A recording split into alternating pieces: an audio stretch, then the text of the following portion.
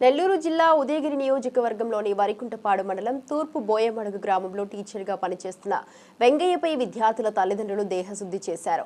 ఆడపిల్లల పట్ల అసభ్యకరంగా ప్రవర్తించిన విషయం తెలుసుకున్న గ్రామస్తులు అతనిని ప్రశ్నించేందుకు వెళ్లారు.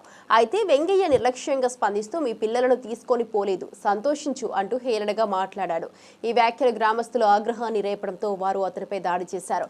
ఈ సమయంలో వెంగయ్య గోడ దూకి పారిపోయాడు.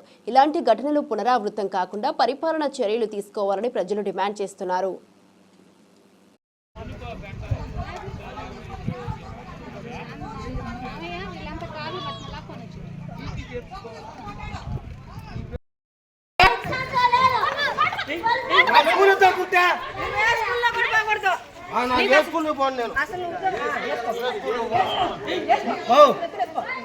కుట్టుకొని చచ్చిపోతా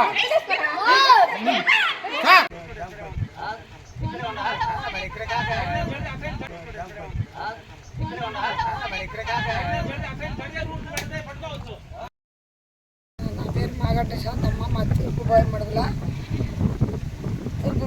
పాఠశాలలో విద్యా కమిటీ నెంబర్ నేను.